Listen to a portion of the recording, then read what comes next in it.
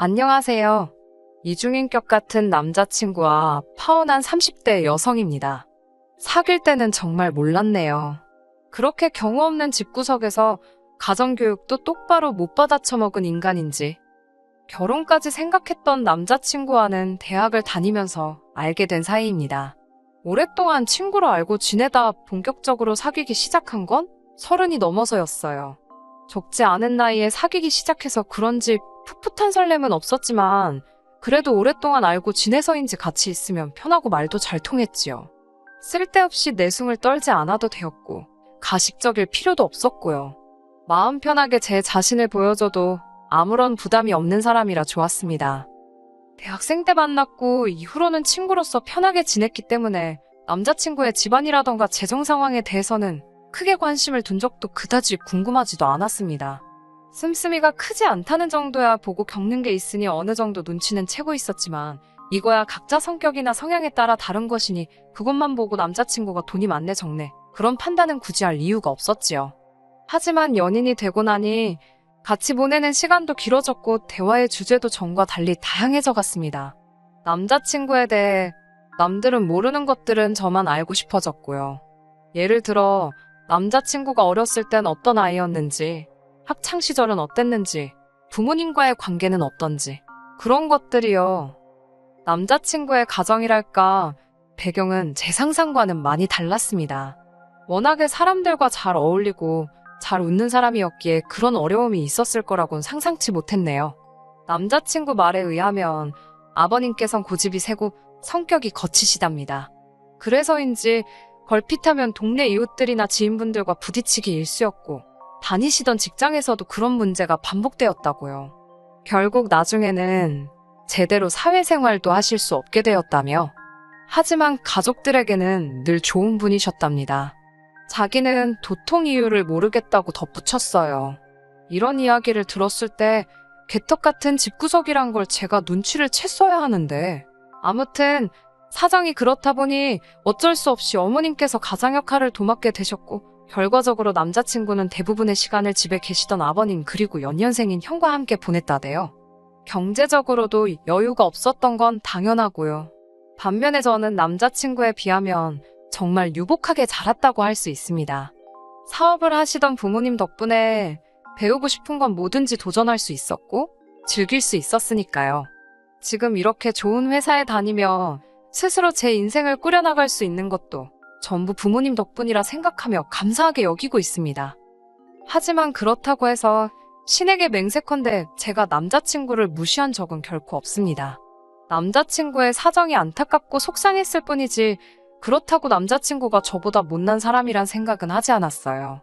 몇몇 친구들은 이런 저에게 멍청하다고도 했고 순진에 빠졌다고 놀리기도 했지만요. 그러다 작년부터 본격적으로 결혼 이야기가 나오자 제 스스로 생각이 조금씩 달라지는 걸 느낄 수 있었습니다. 사실 그 전까지는 남자친구와 잘 만나고 있었고 결혼 생각도 있기는 했지만 저에겐 당장의 일은 아니었거든요. 물론 사귀기 시작할 때 이미 둘 다 30이 넘은 상황이었고 결혼 정년기가 지난 나이였기에 남자친구의 결혼 타령도 이해가 되긴 했지요. 하지만 당시 저는 해보고 싶은 일도 많았고 그리고 까놓고 이야기해볼게요. 막상 결혼 이야기가 나오니 조금 냉정한 시각으로 남자친구의 상황을 보게 되더라고요. 사람은 너무 괜찮은데 결혼이란 게 사랑만 뜯어먹고 사는 것도 아니고 그래도 결국은 사람 됨됨이라던가 그런 게 중요한 거 아닐까? 돈은 앞으로 벌면 되지. 솔직히 별의별 생각이 들면서 마음을 쉽게 정하지 못했어요. 그런 저를 보고 남자친구는 불안했는지 주변 친구들을 동원해 이벤트를 하기도 하고 하루는 울며불며 절 붙잡기도 하고 적극적으로 제 마음을 붙들려는 노력을 보여줬고 결국 그런 성의와 정성에 넘어간 제가 프로포즈를 받아들였네요. 정식으로 프로포즈를 받고 2주쯤 지났을 무렵 남자친구가 저에게 자기 집으로 인사를 드리러 가자고 하더라고요. 어머님 아버님께도 벌써 다 이야기해놓았다며 두 분 다 목이 빠져라 저를 기다리고 계시다면서요. 그렇게 며칠 뒤 저는 남자친구 본가에 가게 되었습니다. 당연히 빈손으로 갈 순 없었으니 지인들의 추천을 받아 홍삼 세트를 사들고 인사를 갔지요. 남자친구는 직장 문제로 나와 살고 있었고 본가에는 어머님 아버님과 남자친구의 형이 있었습니다. 남자친구의 형은 별거 중으로 몸만 쫓겨났다고 들었어요. 듣기로는 7살 난 딸도 있다던데 그 딸 얼굴도 못 보고 있다고요. 뭘 얼마나 잘못했길래 그렇게 쫓겨났냐는 제 질문에 남자친구는 솔직히 형은 그다지 잘못한 게 없는데 형수가 유난스러워서 그렇다는 식이었습니다. 하지만 이유가 정확히 뭔지 말해주지는 않더라고요. 궁금했지만 남편도 아니고 남자친구인데 캐묻는 것도 매너가 아닌 것 같아서 더는 묻지 않았습니다. 그때만 해도 어리석게도 결혼이 가족 간의 결합이라고 생각은 못하고 내 남자친구만 멀쩡한 사람이면 괜찮은 사람이면 된다고 생각한 거지요. 어머님 아버님은 저에게 궁금한 게 많으신 눈치였습니다. 이런저런 질문을 많이 하셨거든요. 제가 어느 초중고를 나와 어느 대학을 갔는지, 부모님께서 무슨 일을 하시는지, 지금 살고 있는 집이 자가인지 아닌지 등 솔직히 말하자면 이런 질문까지 하시는 건가 싶을 만큼 조금은 껄끄러운 이야기들도 오갔네요. 아무래도 며느리감이라 생각하시니 그러신가 보다고 처음에는 그렇게 생각했습니다. 하지만 시간이 지날수록 어쩐지 제 흠을 잡으려고 그러시는구나 싶더라고요. 유치한 생각이지만 어떻게든 제가 당신 아들보다 못한 구석을 찾아내고 싶어서 안달이 나신 분들 같았달까요? 그러다 제가 1차로 열받는 일이 있었는데 무슨 이야기를 하다가 부모님이 무엇을 물려주셨냐 그런 이야기가 나왔습니다. 저는 생각지도 못한 아버님의 질문에 당황했지만 그래도 최대한 침착하게 건강한 신체를 물려주셨다고 웃으며 대답했어요. 그러자 아버님께서는 너는 무슨 안경 쓰고 있으면서 네가 건강하다고 말하는 거냐고 무안을 주시더군요. 그러더니 아버님께선 너희 가족 전부 다 안경을 쓰냐고 물어보셨습니다. 아버님의 질문을 들은 순간 저는 예비시댁에 인사하러 가면 별별 이야기를 다 듣게 된다던 선배 언니의 이야기가 떠올랐는데 정말이지 언니 말대로 정말 별걸 다 물어보신다 싶더라고요. 물론 집에서 라섹이니 라식이니 수술에 관한 대화가 없었던 건 아닙니다. 하려면 얼마든지 할 수 있는 여유도 있었고요. 하지만 저나 저희 부모님이나 안경을 쓰는 데 있어 크게 거부감이나 불편함을 느끼지 못하고 있던 터라 굳이 수술을 할 이유를 찾지 못했네요. 아무튼 제가 그렇다고 저희 가족 모두 안경을 쓴다고 대답하자 지금도 그때 아버님이 보여주신 표정을 잊을 수가 없네요. 아버님께선 말 그대로 드디어 무슨 건수 하나 잡았다는 표정으로 제게 너네 가족 다 하자가 있어 하자가 라고 말씀하셨습니다.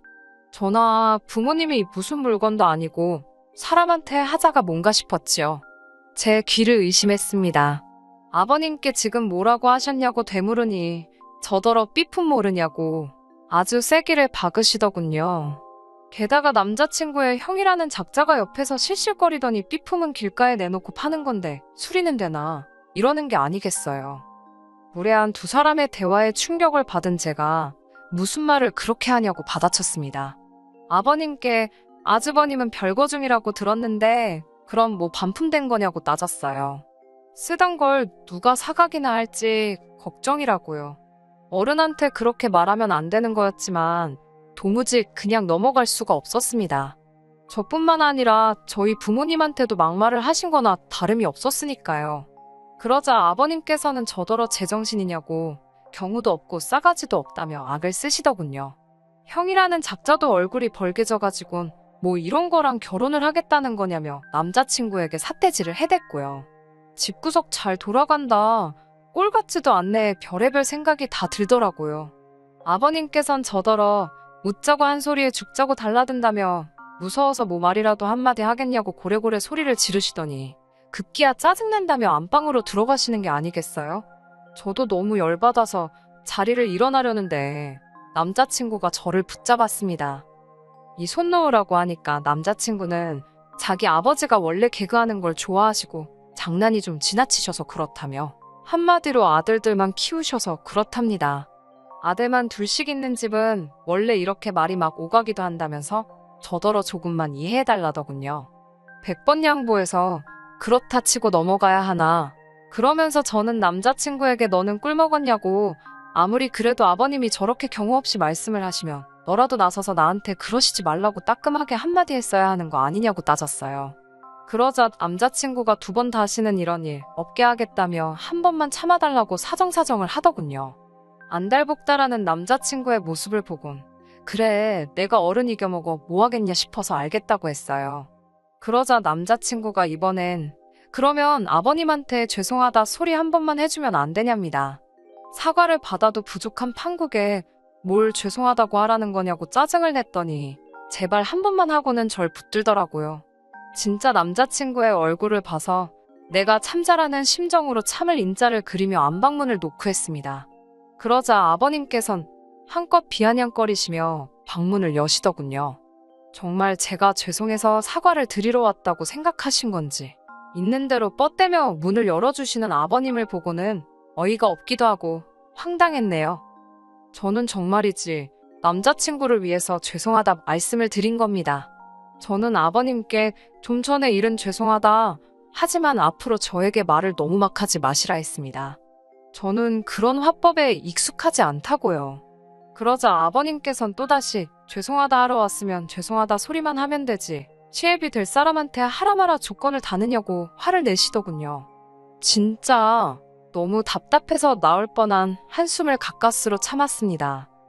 그런데 안방에서 나오는데 이번엔 그 형이라는 인간이 저를 붙들더니 자기한테는 사과 안 할 거냐입니다. 죄송해요 라고 짧게 한마디를 하니 저더러 싸가지가 있네 없네 난리가 났지요. 자기 아버지는 사람이 좋아서 그냥 넘어가지만 자기는 그냥 못 넘어간답니다. 그래서 저도 남자친구 형에게 저도 아버님한테 사과 받을 거 못 받고 그냥 넘어가니까 이 정도 하고 그만하시라 했습니다. 안방에 부모님 다 계신데 거실에서 저랑 큰 소리 내셔야겠냐고요. 그러자 남자친구 형이란 작자가 한다는 소리가 자기 집인데 못할 말이 뭐가 있냐며 저더러 더 짓거려 보랍니다.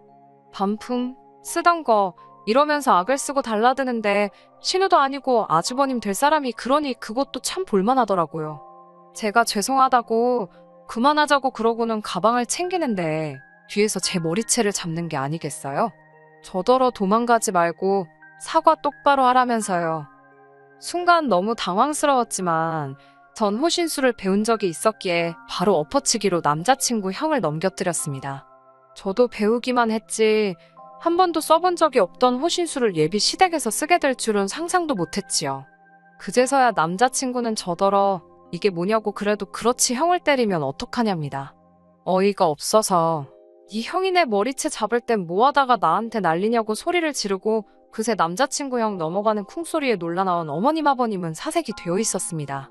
저더러 제정신이냐고 누가 시댁에 인사 와서 아주버님 될 사람을 패냐고 절 신고하겠답니다. 신고하시라 했어요. 정당방위는 들어본 적 없으시냐고 저도 악을 썼지요. 그때 그 형이라는 인간 창피하긴 했는지 신고하지 말라고 자기 부모를 말리더라고요.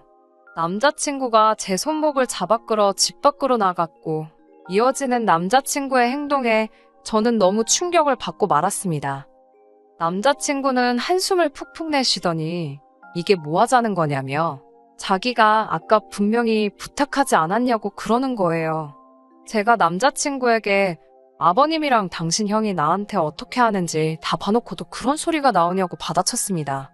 그러자 원래 남자들은 좋아하는 여자한테 짓궂게 행동하는 거 모르냐입니다. 아버님은 딸을 키워보신 적이 없으니 그깟 말 몇 마디 해도 제가 삐질 수 있다는 걸 모르셔서 그런 거고 형이란 작자는 저를 벌써 동생 여자친구니까 편하게 생각해서 그런 걸 거라며 두 사람의 잘못된 행동을 옹호하는 게 아니겠어요? 남자친구의 말도 안 되는 궤변에 저는 어떻게 그런 식으로 이야기를 할 수 있냐고 따졌습니다. 당신 식구들이 나에게 함부로 행동을 하면 당신이 나서서 나를 지켜주진 못할 망정 이게 지금 뭐 하자는 거냐고요. 그러자 남자친구는 이렇게 투닥거리면서 친해지는 거지. 아무리 그래도 그렇지 아주버님 될 사람을 넘겨뜨리는 여자가 어딨냐며 자기가 당장이라도 저희 집에 가서 저희 부모님을 만나야겠답니다. 자기가 나서서 장인장모 되실 분들을 교육 좀 시켜야겠대요. 어떻게 딸을 이렇게 경우 없이 키우셨는지 한번 물어보고 좀 가르쳐야겠다나요. 그 소리까지 듣고 나니 내 눈앞에 있는 사람이 내가 그동안 알던 사람이 맞나? 이런 사람하고 내가 미래를 꿈꿨다니 미쳤지. 이 인간 완전 쓰레기였네. 정말이지 별의별 생각이 다 들더라고요. 피는 못 속인다더니 경우 없이 아무 말이나 떠들어대는 아버님이나 손버릇 나쁜 형이라는 작자나 지금 지가 뭔 소리를 하는지도 모르고 굿발진해서 떠들어대는 이 미친 남자친구란 인간까지 죄다 똑같은 인간들이란 생각에 진저리가 나던걸요. 저는 남자친구에게 네가 뭔데 우리 부모님을 가르치네 마네 개소리를 하느냐고 나야말로 너네 부모님 면상에다 대고 자식들을 어떻게 키웠는지 하나하나 따져묻고 싶다고 소리를 질렀습니다. 하긴 아버님이란 분부터 저렇게 경우도 없고 뭐가 똥인지 된장인지 분간을 못하시니 자식들이라고 뭘 보고 배웠겠냐고 빈정거리기도 했지요. 아주 솔직히 조금 무섭기는 했어요. 요새 자기 뜻대로 안 되면 헤어지면서 여자친구한테 해코지하는 나쁜 놈들이 종종 있잖아요. 내 눈앞에 있는 이 인간이라고 그러지 않으리란 보장이 없었으니 솔직히 긴장할 수밖에요. 쏴대고 싶은 말은 더 많았지만 적당히 해야겠다 싶어서 마지막으로 2번 다시 나 볼 생각도 하지 말라고 절대로 연락하지 말라고 안 그러면 신고할 거라고 쏴붙이고 불이 나게 큰 길가로 나와 택시에 올라탔습니다.